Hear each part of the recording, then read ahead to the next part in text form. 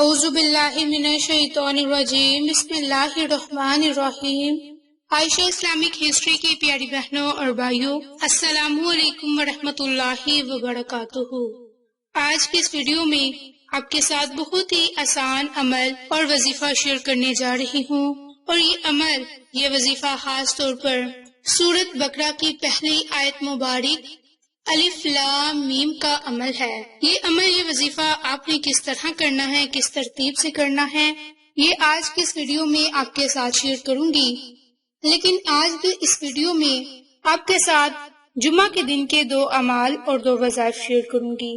تو میری بہنوں اور بھائیوں، سب سے پہلے آپ سب کو جمعہ مبارک۔ آج کی اس ویڈیو میں اب میں آپ کے ساتھ سورۃ بقرہ کی آیت نمبر 1 کا خاص عمل شیئر کرنے جا رہی ہوں، اور ساتھ ہی ساتھ اس کی فضیلت اور برکات شیئر کرنے جا رہی ہوں۔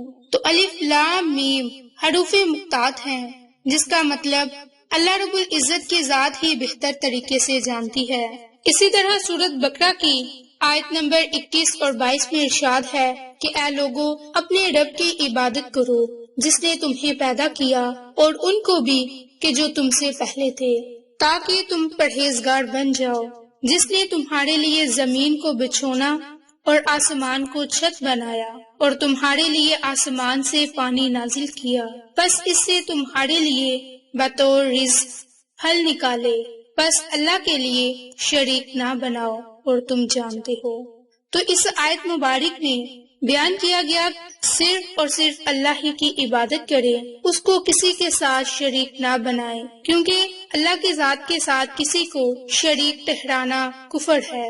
اور عبادت سے مراد کہ رکوع میں، سجود میں، قیام میں، طواف میں، قربانی میں اللہ کی ذات کو یاد کیا جائے، اور اللہ رب العزت کی ذات سے ہی مانگا جائے۔ اللہ کے ساتھ شریک نہ بنانے سے مراد کہ اسے اپنی ذات، صفات اور عبادت میں وحدہ لا شریک تسلیم کریں۔ ذات میں وہ واحد ہے، لا شریک ماننا یہ کہ اعتقاد رکھا جائے کہ وہ اللہ ایک ہی ہے، اسے کسی معاون اور مددگار کی ضرورت نہیں، وہ خاندار اور کنبہ اور قبیلہ وغیرہ سے بھی پاک ہے، کوئی اس کا ہمسر نہیں۔ صفات میں بھی وہ واحد ہے، لا شریک ہے۔ ہر وہ صفت کے جو اللہ رب العزت کی ذات کے لائق ہے، اسے صرف اور صرف اللہ ہی کے لیے تسلیم کیا جائے، اس کی صفات کو کسی کے ساتھ شریک نہ ٹھہرایا جائے، کیونکہ اللہ رب العزت کی ذات ہی حاجت روا ہے، اور اس کے سوا کوئی اور حاجت روا نہیں۔ وہ مشکل کشا ہے، اس کے سوا کوئی مشکل کشا نہیں۔ وہ ہر جگہ موجود ہے، وہ ہمیشہ زندہ رہنے والا ہے۔ غرض کے ہر وہ صفت جو اس میں موجود ہے، اس کا مالک اور صرف ہمارا رب ہے۔ عبادات میں واحد اور لا شریک کا مطلب یہ کہ ہر قسم کی عبادت صرف اور صرف اسی ذات کی ہونی چاہیے، سجدہ صرف اسی کے لیے روا ہے، رکوع صرف اسی کے آگے ہونا چاہیے، طواف صرف اسی کے گھر کا ہونا چاہیے، نظر اور نیاز صرف اسی کے نام کی ہونی چاہیے، قربانی صرف اسی کے نام کی ہونی چاہیے، دعا اور پکار صرف اسی کے سامنے ہونی چاہیے، دامن صرف اسی کے آگے پھیلانا چاہیے، عاجزیوں کے لائق صرف وہی ہے۔ غرض کی ہر چھوٹی اور بڑی عبادت صرف اور صرف اسی کے لیے ہے، کسی اور کے لیے کسی کی کوئی عبادت درست نہیں سمجھی جائے گی، کیونکہ صرف اور صرف عبادت کے لائق اللہ رب العزت کی ذات ہے، اور وہ یکتا ہے۔ جیسا کہ ارشاد باری تعالیٰ ہے کہ اے لوگو، صرف رب ذوالجلال ہی اس پر قادر ہے کہ اس نے تمہارے لیے آسمان اور زمین سے پانی نازل کیا، اور اس کے ذریعے تمہاری کھیتوں اور فصلوں اور تمہارے پھلوں کی اور تمہیں رزق مہیا کیا، اور کوئی آپ کے رزق رسانی کا اختیار نہیں رکھتا، تو تم اسی رازق اور اسی رزاق کو راضی کرنے کی کوشش کرو، اور صرف اسی کی عبادت کرو۔ یاد رہے کہ آسمان کا لفظ بعض اوقات کسی بھی بلند چیز کے لیے استعمال کیا جاتا ہے۔ تو یہ تھی مختصر سی فضیلت، برکات اللہ تعالیٰ کی عبادت کرنے کے متعلق۔ تو میری بہنوں اور بھائیوں، جیسا کہ جمعہ مبارک کا دن ہے، تو جمعۃ المبارک کے دن جمعہ کی نماز ادا کرنے کے بعد آپ نے جو وظیفہ کرنا ہے، وہ اب میں آپ کے ساتھ شیئر کرنے جا رہی ہوں۔ تو پہلا وظیفہ، پہلا عمل خاص طور پر الف لام میم کا عمل ہے۔ یہ عمل سورۃ بقرہ کی آیت نمبر 1 کا ہے۔ آپ کسی بھی پریشانی میں مبتلا ہیں، اگر آپ مشکل کشائی چاہتے ہیں، حاجت روائی چاہتے ہیں، اپنی حاجت کو پورا یعنی کروانا چاہتے ہیں، تو اس کے لیے آپ الف لام میم کو ہاتھ کی انگلیوں کے پوڑوں پر ضرور پڑھیں اور صرف اپنے مقصد کو ذہن میں رکھ کر ان آیت مبارک کو، ان حروف مقطعات کو 70 مرتبہ پڑھیں۔ اول میں آخر میں درود پاک پڑھیں اور رب کریم سے خصوصی دعا مانگیں۔ انشاءاللہ تعالی اس کی برکت سے آپ کو بہت ہی فائدہ حاصل ہوگا۔